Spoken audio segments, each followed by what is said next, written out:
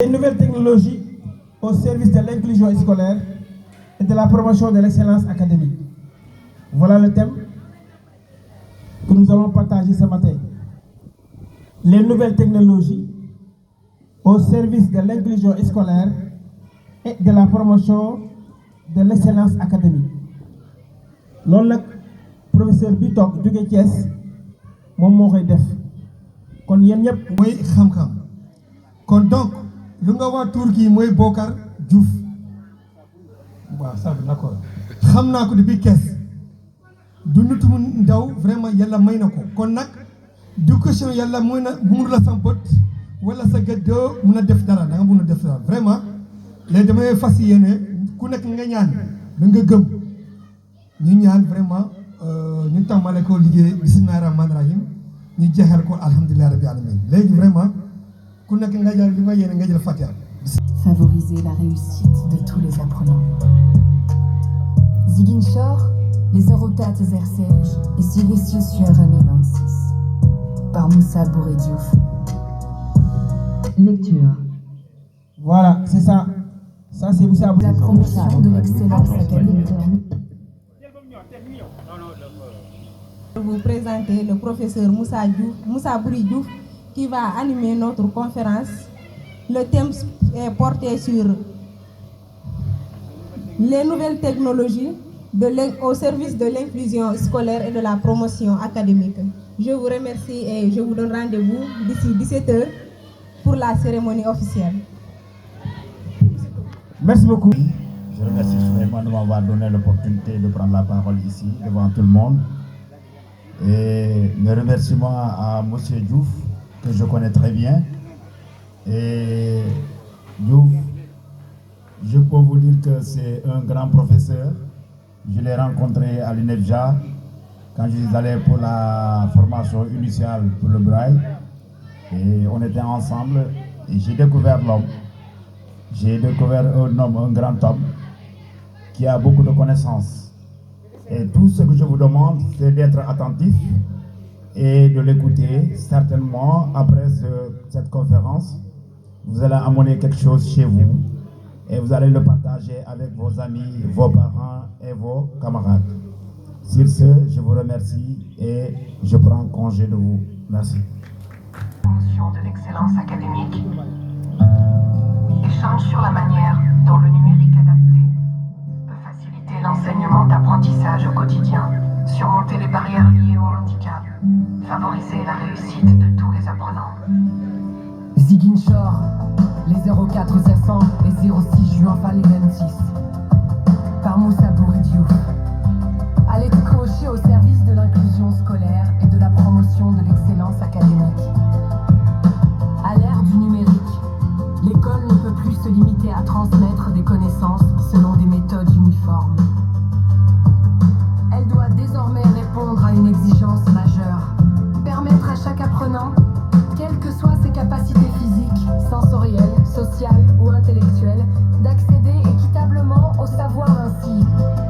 Les technologies éducatives apparaissent aujourd'hui comme un levier incontournable d'inclusion scolaire et de promotion de l'excellence académique. Appel vocal. Mesdames et messieurs, en vos rangs, titres, grades de qualité,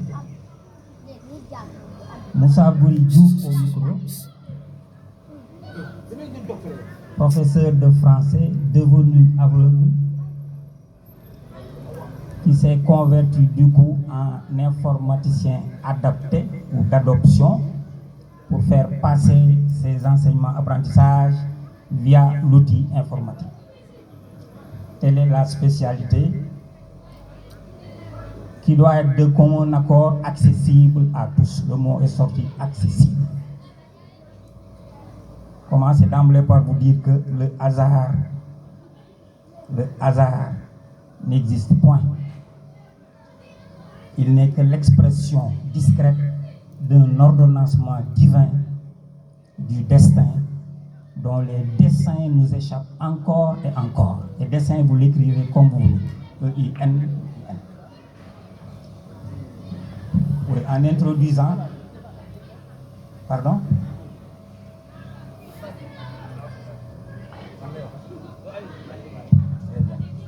Le thème du débat, vous l'avez clamé, la machine l'a fait sortir. Donc je pouvais, me limitant à la seule machine, vous faire écouter ce que nous avons préparé pour ce jour-ci.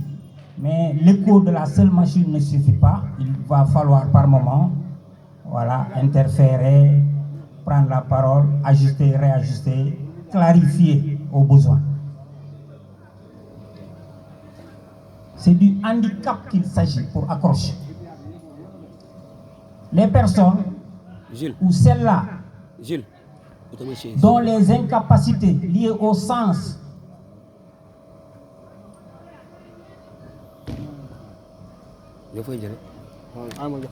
dont ces incapacités donc sont durables, ce sont celles-là, ces personnes-là qu'on appelle des personnes handicapées. Parce qu'en vérité, nous sommes tous en situation de handicap.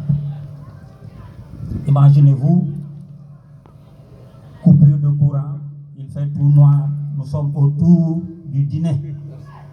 Merci. Les voyants attendront que le courant se rétablisse. Nous autres aveugles, nous n'aurons pas besoin d'une quelconque lumière pour poursuivre notre magie. Dans ce cas-ci, c'est le voyant qui est en situation de handicap. Donc c'est souvent situationnel. Des prophètes, il y en a eu qui ont été des personnes handicapées. De la Sainte Bible au Saint et Noble Coran, nous citerons Ibrahim, qui était stérile jusqu'à 80 ans. Isaac est devenu aveugle les derniers jours de sa vie. Jacob, dans la Bible, il était boiteux.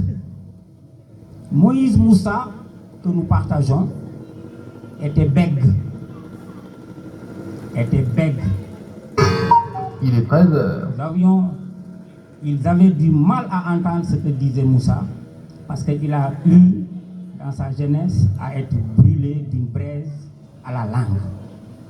Ce qui vaut les versets de la sourate 20, Taha, 25, 26, 27. Rabbi shrah li sadri wa yassir li amri wahlul uqdatan min lisani yafqahu qawli.